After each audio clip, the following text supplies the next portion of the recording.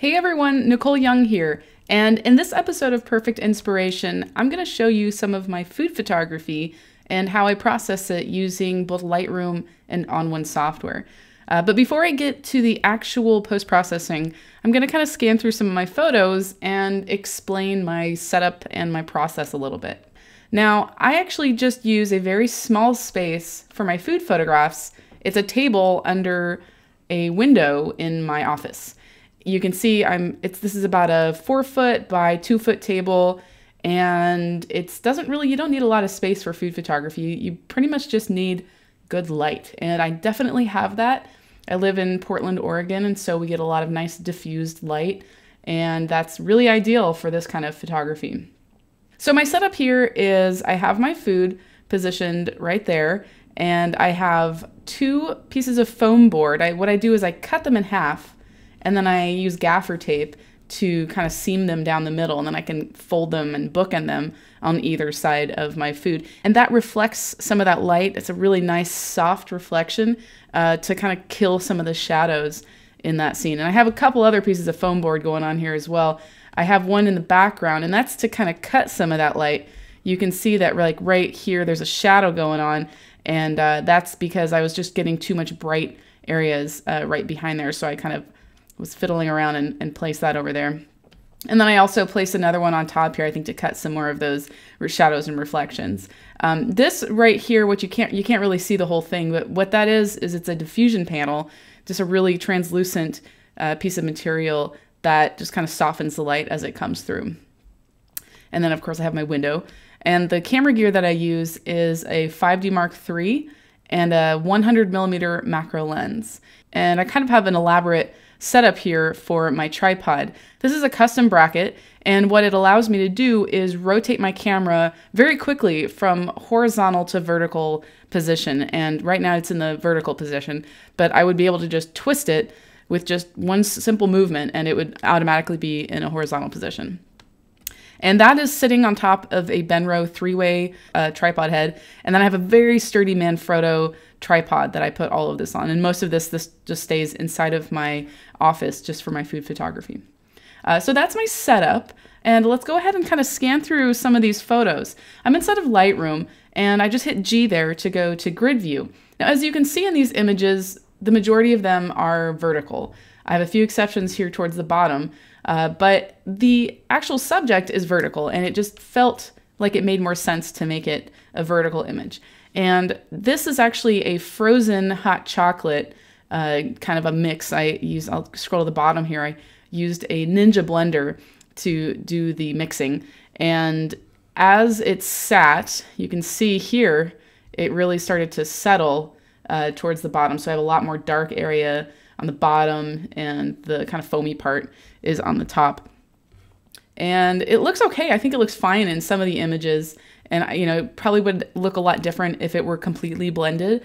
But as the drink sat there, it kind of settled to the bottom, all of the dark, heavy stuff. So I kind of prefer these images more towards the beginning, particularly this one right here. You can see I put a flag next to it just to kind of make sure that I remembered that that's the one I wanted to use. There are very subtle differences between these images. And the reason I picked this one in particular is because the one before it, I had a little bit too much shadow going on there on the right. And so I opened things up and brought some more light in there. And then the other ones, all the other images, just basically a matter of composition and setup. There are some other good shots in here. You can see I added a little bit more of that candy cane to that image, and that's actually kind of a nice shot. So I could see myself processing this one down the road. These images here, I specifically photographed to allow for copy space on the left so that I could use them in design and maybe add some text on the left here saying, oh, this is a frozen hot chocolate drink or something like that. And then I decided to photograph the actual blender itself, and I plugged it in and actually ran the blender just to get some different shots to kind of use in my portfolio. Okay, but I'm going to go ahead and hit that G key and then scroll back up to the image I want to process. I'm going to click on it and then press the D key to take me into the Develop module. I'm also going to go ahead and collapse this bottom panel, and I'm going to collapse the side panel on the left as well, so that way we have a little bit more real estate to work with. For this image, I'm going to do a very basic process inside of Lightroom, and then I'll take it into the Perfect Photo Suite 9 to kind of finish it and stylize it and really refine the image. I process a lot of my photos with this method, so this is a really good representation of my typical workflow. I'm going to go over here to the basic panel on the right, and this is where I'm going to do all of my processing in Lightroom. I'll start out by clicking on the auto button in the tone section. I like to test the auto functions to see what Lightroom thinks an image should look like. Sometimes it's way off base, but other times it does a pretty good job, just like it did here. But I am going to make a few refinements to this. I'm going to go down to the shadow section. I can see that over here in the bottom part of the drink, it's a little dark. So I'm going to move those shadows up about 60 or so. I also want to increase the exposure.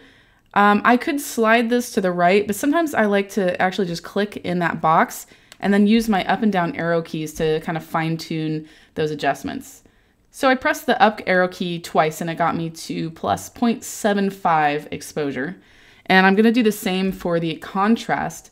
I'm just going to use the arrow keys to increase that. Now I'm going to hit escape to get me out of that adjustment. And then I'm going to use the backslash key to get a quick preview of what I have going on. Lastly, I'm going to play around with the white balance. Again, I'm going to test the auto function to see what it does. And I like that it warmed it up, but I think it over-warmed the image. So I'm going to hit Command Z to undo that. And then I'm just going to take that slider and drag it to the right a little bit to add some warmth without overdoing it. I'll do another quick preview on and off. I think that I over-warmed it a little bit, so I'm just going to drag that back slightly. And I'm ready to push this into On1 software to continue my processing. To do that, I'm going to go up to File, Plug in Extras, and then I scroll all the way down. You can see I've been using On1 software for quite a while because I have all of my perfect photo suites in here. I'm going to go down to Perfect Effects 9 and click on that. Okay, I am inside of Perfect Effects, and what I want to add to this image is I want to add a little bit more warmth. I want to kind of intensify some of those colors, not too much, just enough to really make it pop. And I want to also add some nice tonal effects to it as well.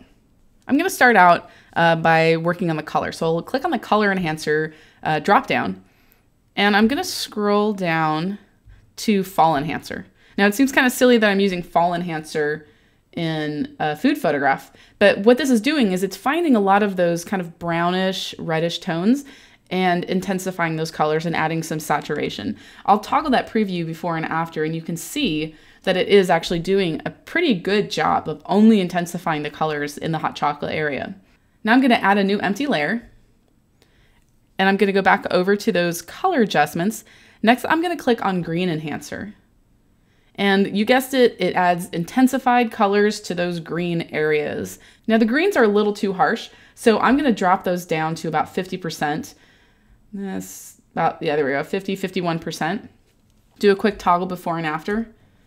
And I think that did a really nice job there. One thing you'll notice about my style in On1 software is that I tend to add a lot of different layers and a lot of different filters, but I make sure that they're always very subtle adjustments. And then when they all add up together, it creates a much more intense effect. Okay, so let's kind of move on. I'm going to click the plus button to add another empty layer.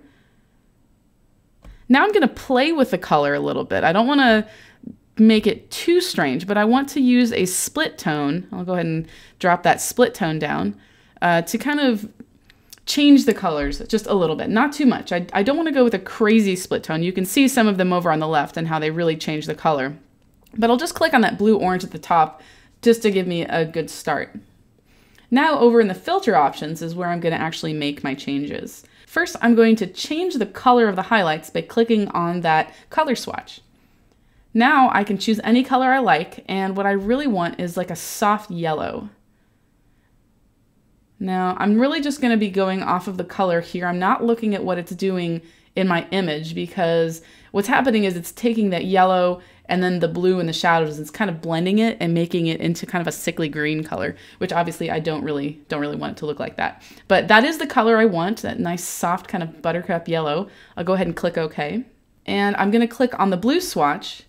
I don't really want to change the color too much. I just want to make it darker. So I'm just going to drag that color slider down and then click OK.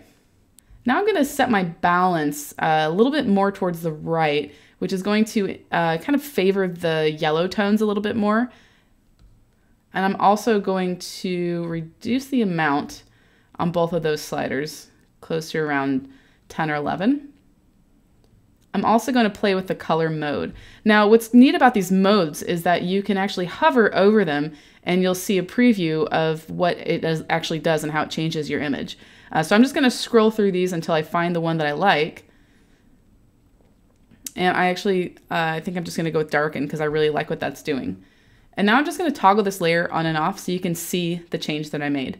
And it's a very, very subtle change, but it added a nice amount of warmth to the image. Now I'm going to add another filter, so I will click the plus button to add a new empty layer. And I'm going to scroll down to the sunshine folder, and I'm going to click this little icon on the right, which will open them up into a grid view. Now this is adding a really neat kind of glow and contrast and brightened effect, but it's washing out some of the tones in the image. I really like what the sunshine one is doing down here. It's adding a little too much brightness to the middle, but I'm actually going to change that in with some masking. So I'll go ahead and click on that to get it started. And I'm going to go over to the filter stack real quickly just to toggle that layer on and off so you can see what that is doing and how that's changing the image. It's really washing out some of the white parts. So I'm going to go up to the masking brush and fix that. I have my opacity originally, the default is set to 100, but I'm going to scroll that down to around 20%. It's about 17%, that should be fine. And I'm going to increase my feather up to 100%. I'm also going to increase my brush size, and I'll use the right bracket key to do that on my keyboard. All right, now I'm just going to brush. I'm going to make several brush strokes. You don't see a lot of change happening right now, but if I toggle it on and off, you can see it's not really fading away that white as much as it was before. I can also change my mask preview so you can actually see the areas that I'm painting. That gives a little bit better representation of what I'm actually working on. And I'm going to go back here as well and kind of fade out some of the whites to kind of blend it a little bit better and make it so they're not so washed out. I'm going to set my preview back to normal. I'll toggle that layer on and off. And I'm going to bring the opacity of that layer down as well.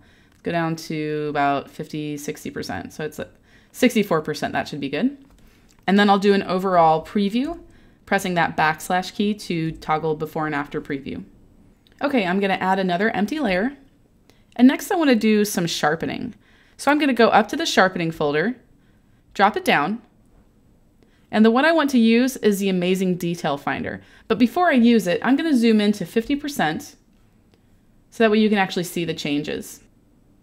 Now in my image, you can tell that this front part is pretty much the only part of the image that is in clear focus. And I did that intentionally. So I don't want to sharpen the entire image. I really just want to sharpen this section. And the Amazing Detail Finder filter actually does a pretty good job of that. So I'll go ahead and click on it on the left. And it added a really nice sharpening front to that part of the image. I am going to drop the intensity down a little bit in the layer opacity. So I'll go ahead and just click somewhere in the middle, and it's set to 56%. And then I'll just do a quick toggle of that before and after. That did a really nice job of adding some sharpness to that. I'm going to click on that Fit button up in the navigator to bring my image back into full view. I'm almost finished, and the last step is I want to add kind of a neat glowing vignette to it. So I'm going to add a new empty layer. I'm going to go ahead and collapse the sharpening folder, and I'm going to drop down this glow folder. Then I'm going to scroll down until I find the one I'm looking for, and here it is, Dark Glow Vignette. And if you see that little icon on the top left, that means that when I add this filter, it's automatically going to apply a layer masking bug along with the actual filter. So I'll go ahead and show you how that works. I'll click on it. And you can see that there's a nice vignette there, and if I hover over, I can see the bug and how it's actually positioned in the image. I want to change it a little bit though. I want to move it so that the bug is really just covering that glass in the foreground. So I'll hover over the middle and then move it over. And I also want to change the size. I want to feather the edge a little bit more. If I hover off the screen a little bit, you can see that it's kind of harsh, and it might just be because I know that I just added it, but I still want to change it. I have a nice shape here that I can work with kind of the round top part of my glass. So what I'm going to do is just take this inside line and drag it down, and then I'll go to the right and move that over and kind of just make it a little bit more circular. Reposition it a little bit more. Yeah, I don't want it completely off of the edge there. There we go. Then I hover over the dash line and the icon changes to a double pointed arrow. I'm going to click and drag, which will feather that outside even more. Now I'm going to do a quick toggle of just that layer so you can see what it did. And I really like what I've done here. I'm finished processing, so I'm going to go ahead and save a preset. So I'll go to Preset, Save Preset. I'll title it Hot Cocoa, and I'll add it to a new category. Title it Food, and click OK.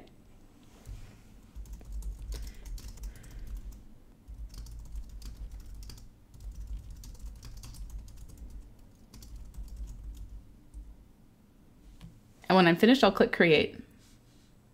Now I'll go ahead and click Apply to apply these changes to my image. And now because I opened the image from Lightroom, it will save that file and put it back into that same folder alongside my image. So I'm going to go ahead and show the grid view on the bottom here. And there's my finished image. Next, I'm going to go ahead and highlight both of these images, and then I'm going to click the N key, which is the survey mode, so you can see a side-by-side comparison of my before and after image.